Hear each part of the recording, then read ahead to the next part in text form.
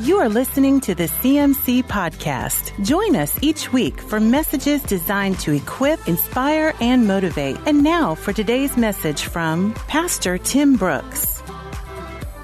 Turn to Genesis chapter 1. I'm looking forward to this word. I've been working on this for weeks and weeks and weeks. I'm excited about what God wants to share with you. It's going to be a real changer for many people today. This is going to be a thought changer that's going to change some of your concepts about the way you even look at life. I want you to really stay engaged and stay paying attention today because God wants to speak to several of you in a really, really special, powerful way today. The title of today's message is One Day at a Time. One day at a time. You know, for many today, we live in such a high stress, high pressure lifestyle. I mean, we got folks under pressure that's even into their retirement years about all that they got to do, all that's on their plate, all that I've got to make happen. And we get in this mode, and too often times folks crumble under that. We're having nervous breakdowns. We're having life unravel. We're having people twist off because they can't handle the pressure. We got pastors quitting the ministry because they can't handle the pressure. We've got people handling pressure and it just boils up on them and they can't take it anymore. We got to talk about that for a little bit. We're in a time right now when no doubt we are all concerned about the situation of leadership in our country. We're concerned about the direction our country is going in. We're concerned about decisions being made by leaders in this country. And I continue to hear this, and I continue to address this. I hear all the time, it's worse than it's ever been. Oh, Jesus coming back. This is the end. And I do believe this is the end times. It's a whole lot closer than it was yesterday. We're in the end times. We are in the end times. We're closer to it than we were yesterday. And it is bad, but it's far from the worst that it's ever been. So don't even say that. Don't let your mouth, this is the worst it's ever been. In fact, where we are today is pretty much a Sunday school lesson compared to where it has been. Today, we're still playing football in our stadiums, and we throw a flag when somebody hits somebody else a little too hard. There was a time when stadium is filled and we opened the pen that the Lions were in and we cheered as Lions ate people alive. There was a time when we tied people to poles and we poured flammable liquid on them and we threw feathers on them and we set them on fire and we watched these human torches blaze as people cheered. The government mandating, the government overreaching its bounds and running people's lives is sure not new. And when people say, I tell you, it's never been like this where the government is overreaching, I think, you haven't read Daniel. You haven't read Esther. You haven't read Kings or Samuel. You sure hadn't read Judges. You hadn't read about the Canaanites, the Amorites, the Hittites, the Jebusites. I have been very frustrated with my children, but I've never wanted to eat them. And that's what they were doing back in some days in time. They were boiling their own children and eating them. So to say it's just awful today, well, it's bad, but it pales in comparison to where the world has been. So let's just keep your thinking in perspective here. Here's what is different today. And here's why we are in the situation mentally that we're in. What is different today is worldwide instant. That's what's different. We have instant media that keeps us all jerked up. A riot happens 2,000 miles from here, and it's on your phone in your hand instantly, and that puts a knot in your stomach. It's 2,000 miles from you. 24/7, we're flying drones all over the world, taking video of bad happening and putting that instantly in your hand. We are inundated with instant. Today's not a unique time in history. Ever since the first family let sin enter the world, we've dealt with sin nature in mankind. And I'll remind you, the very first family, 2 sons had a shooting. Okay? We had a murder, the first family. So, it's just awful today. Well, yes, I'm not happy about the situation, but let's be careful with how far you take this awfulness. We have always had power-hungry heathen kings, power-hungry heathen judges, and power-hungry heathen presidents. We've had those ever since sin nature of man entered the world. So let's just be careful about our response and reaction to life. We have media coverage. That's what's new. Instant is what's new, and that's what we're dealing with. People have always died of viruses. We just never had an instant worldwide count in our hand. For 6,000 years, you didn't know what happened 10 miles away from you. You lived and died in the same county, and you didn't even know what was going on 20 miles from you. Instant's what's new. The demand for instant is what's new. The expectancy of instant is what's new. For thousands of years in our history, how long did it take to cook a meal? You started out in the garden, digging in the dirt to try to dig you up some potatoes. You started early in the day getting supper ready. You went out in the hen house and you wrung the neck of a chicken. I know many of you don't know that chickens don't always come frozen in the grocery aisle. Come on, get your hands up if you've wrung a neck of a chicken. All right, we got a few that know exactly. I'm telling you now, my grandmother had a wrist that was unbelievable. Whew. And then she would toss it over to us to pluck it. How many of you ever plucked a chicken by hand, one feather at a time? I'm talking about you need to have something to drink with you because you wasn't going to finish real quick. It takes a while to get chicken dinner ready. You had to build a big fire. You got to let it burn down. Get it down to the coals. Dig a hole in the ground. Get your potatoes down in there. Then put those coals over. That's what we did for 6,000 years.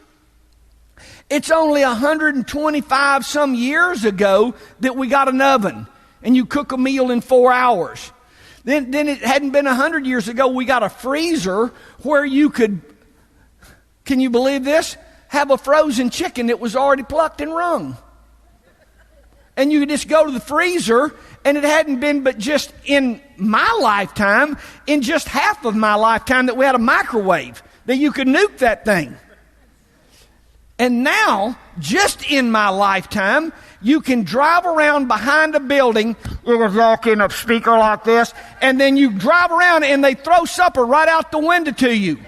I'm talking about a drive-in supper. That's very, very new. See, instant is new. That's what's never been before. And the expectancy of instant is new. Instant potatoes, instant coffee. I just tell you, the next time you're in the grocery store, walk down the aisle and look at all the times you see instant. Look at all the times you see instant down the aisle. We're the first generation to have a drive-through window. Right here, in our church, in our coffee shop. Heaven forbid that you would come in and wait 2 minutes for them to fix you a cup of coffee. No, Paul Kern wants to be able to text his order in and they have his coffee ready when he walks in the coffee shop because he just can't wait 2 minutes for them. Here in our own coffee shop, are you kidding me? We got to text in your order so I want my coffee ready when I get there. I'm not waiting for that thing. Horrible to make anybody wait 2 minutes. My goodness. Grocery store, go in there and get your groceries.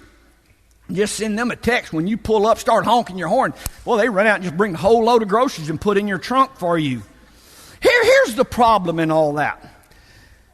That's not the way life works. That's just not the way God designed life to work.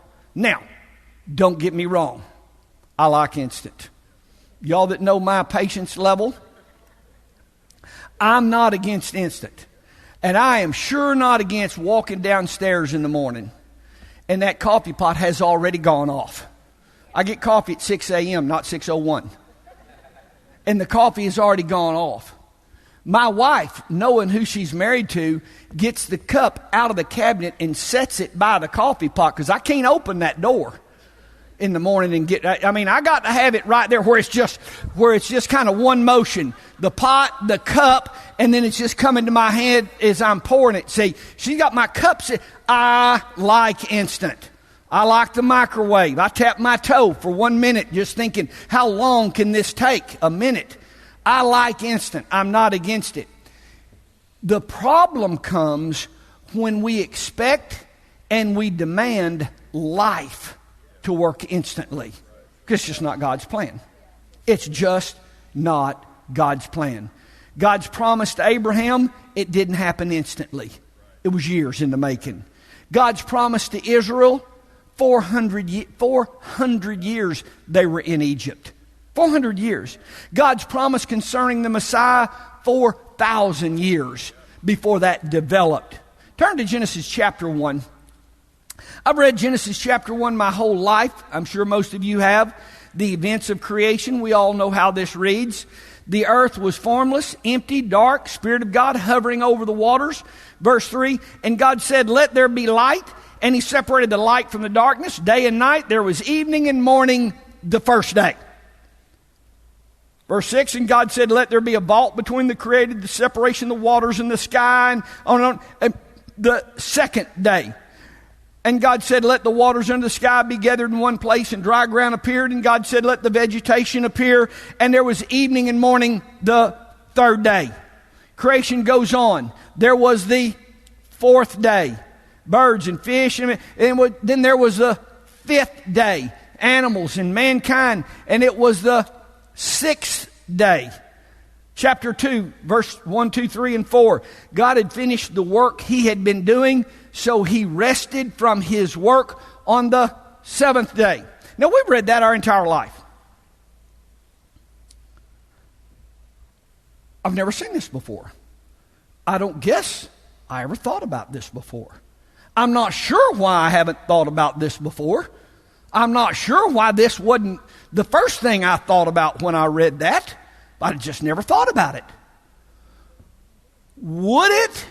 Now we're talking about God, the big man. We're talking about God. Would it not have been just as easy for God to create this all at once? Oh no, God couldn't do that. No, it took Him a long time to... Have you ever thought about that? God's all powerful. He spoke this into existence. Would it not just have been just as easy for God to create this all at once? Clearly, obviously it would have. Just as easy. Then why didn't He? Why didn't He? Why did God do it one day at a time? Evening and morning, first day. The second day. Why did God do it one day at a time? I started thinking about this. How did I miss this? In creation, God was showing us how life was going to work here on earth. Life is to be lived one day at a time, not just instantly have all that's in your heart. One day at a time. It's one day at a time that you will ultimately get what you want. It's one day at a time all of your visions and dreams will be fulfilled. God did not say just at one time all He ever wanted, all He ever envisioned, and boom, it was there. It was over time. Today He did this. Tomorrow He did this. The next day. As a matter of fact, when Jesus was teaching us to pray, what did He say? Give us this day our daily bread. Not give us this week our weekly bread. Give us this year our yearly bread. Give us this lifetime our lifetime bread. No, it's don't give us this day all our hopes and our dreams. Give us today our bread for the next 5 years. No. Give us today our daily bread. How are we supposed to live life? One day at a time. One day at a time. Little Bible trivia here.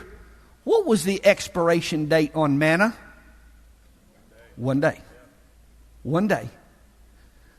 If God was going to cause manna to come in, couldn't he extended the expiration date kind of like a Twinkie? 25 years from now, they're as good as the day they came off the press. I mean, honey buns, 20 years. Oh, man, just right. How long did manna last? It lasted one day. Let me ask you, when are God's mercies made new? Every morning. What's the deadline on anger? Sundown. How often do we take up our cross? Daily. When are we told to rejoice and be glad? Today. It's not insignificant that God worked 6 days and he rested the seventh.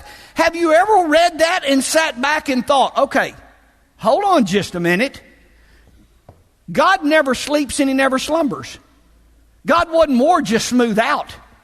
He didn't come in Saturday night and say, Miss God, get me some tea. I got to lay in this recliner a minute. I mean, for crying out loud. Why did God rest? He wasn't worn smooth slap dab out and had to rest on the Sabbath day. Why did he rest on the Sabbath? God was showing us how life is supposed to work here on this earth. God is laying out how life is going to work for you and I here. God could have created it all instantly, and he sure didn't need to rest. Why did he do that? Here's the way your life on this earth is going to operate. One day at a time, we all work toward the goals that are in our heart. And over a period of time, we see what we've been working on. What do I give myself to? Today. What is set before me today? Just today. Today, what do I have to do today? God did not have instant creation. God did not text ahead so that all of the formlessness and voidness was gone. When he stepped out, here it all was. God didn't text ahead. All of creation was not here waiting on him when he walked out. It was just one day at a time. Here's the way God laid out our life to work. Repeat after me. Life is one day at a time. Now say it like you mean it. Life is one day at a time. Hopefully we'll do better one more time. Life is one day at a time. I want all of our young people in here to know life's not instant. It's not instant.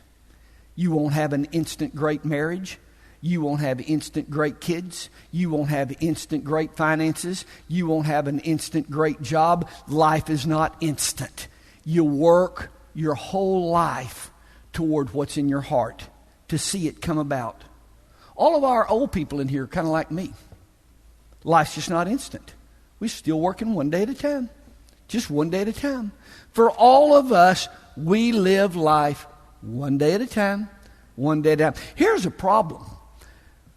Because we demand such instant, we become very paralyzed by today.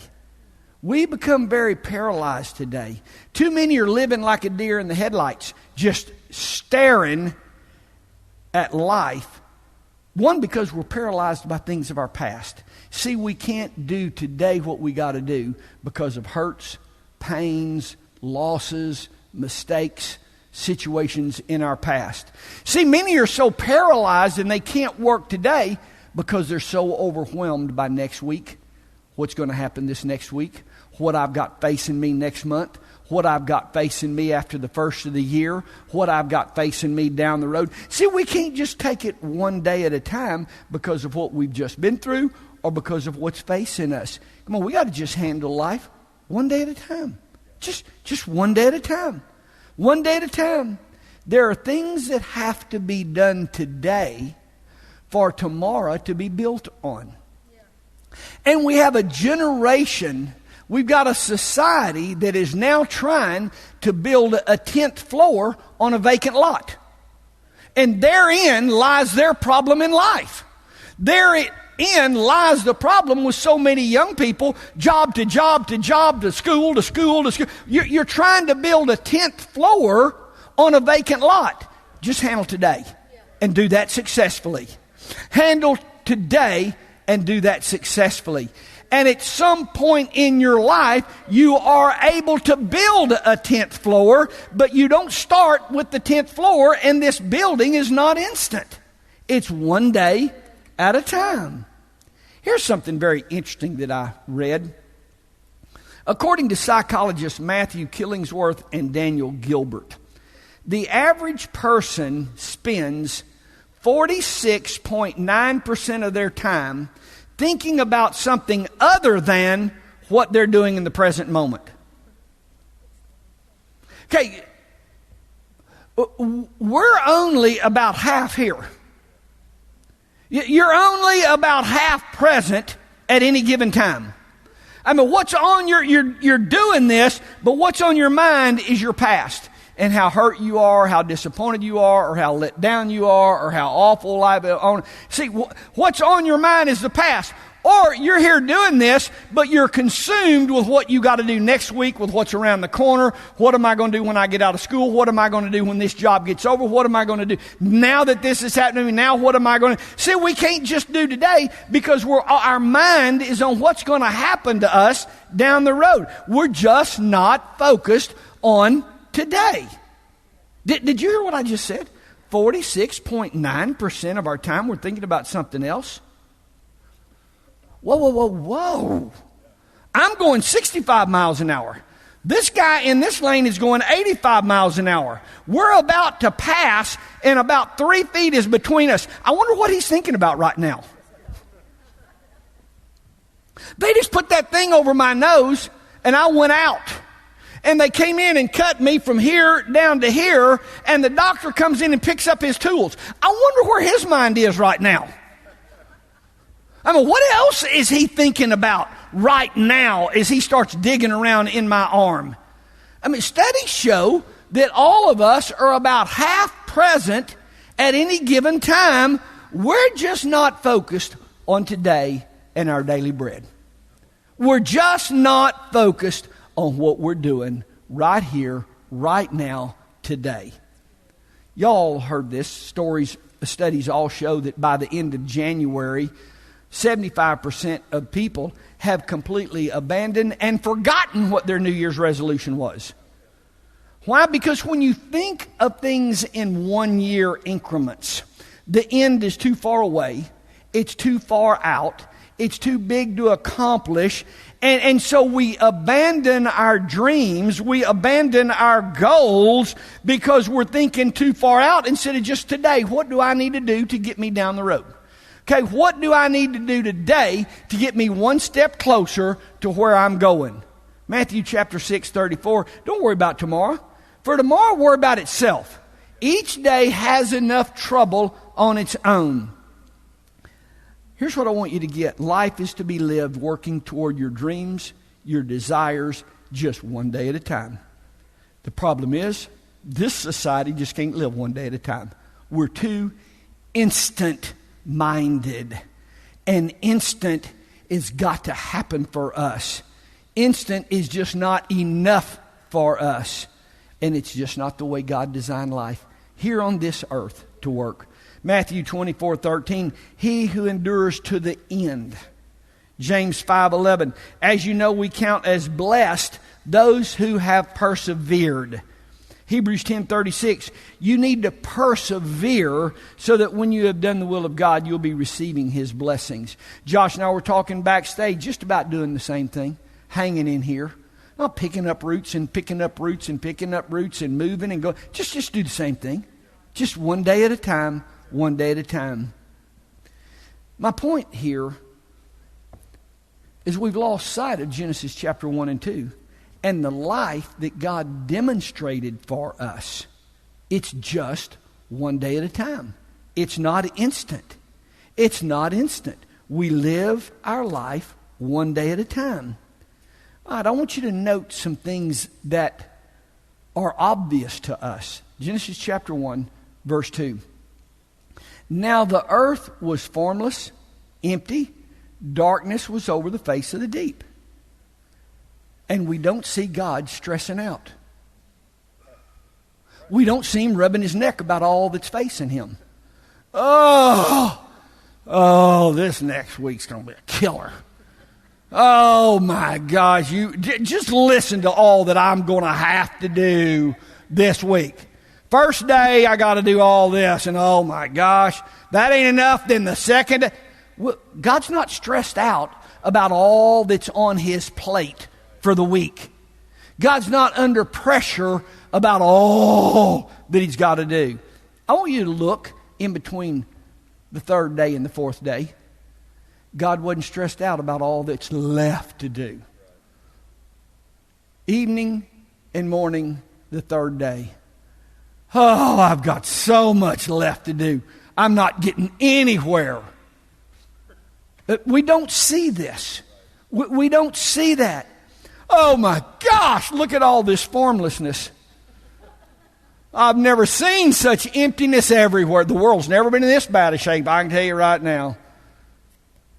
We don't see God wringing his hands over all that he's so overwhelmed that he's got to get done. We live overwhelmed. We live with all the pressure on us. God just went to work one day at a time. And at the end of the first day, here's what I want you to see. All that was in God's heart was not done. I want you to look at the end of the third day. There were things still in God's heart that were not done yet. There were still visions and dreams and goals, thoughts that he had, and it wasn't done yet. And here's the thing, it could have been. It could have been. It very easily could have been. It's just not the way God created life on this earth to work. And you and I are going to have to submit to the way God designed life here to work. There's way too much instant thinking. Too much I want it all right now. Too many young people never do get started in life because they all want to start on the 10th floor.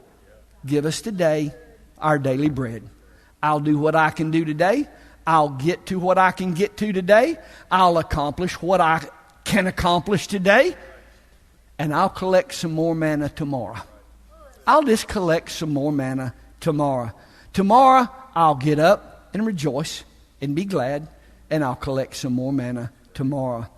When you get the one day at a time in your heart, here's what will happen to you. It'll free you from stress. When you get Genesis 1 in your heart, it'll free you from pressure. It'll free you from living in stress, in pressure, and it will free you from being overwhelmed by all that you have to do. Church, I want you to live your life just focusing on one day at a time. Y'all stand with me.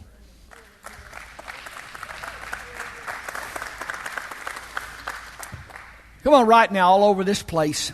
I know this was obviously a challenge to all of us in this fast-paced life that we live. But who in here was this message talking to? You live overwhelmed. You live under stress. You live seeing all that's not done. That's a problem for you. I want to ask you, who in here has things in your heart that's just not done yet?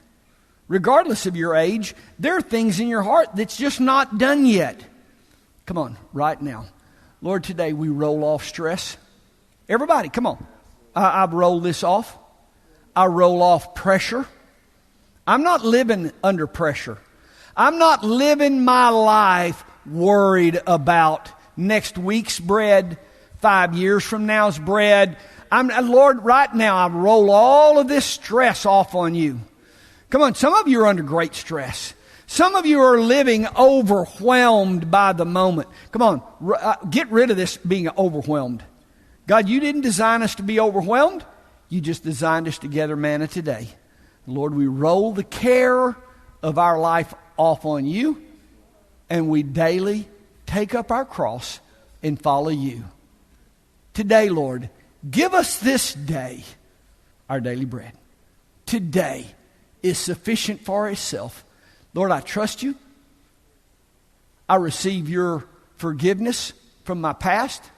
I walk in a new creation. I walk in my new creature.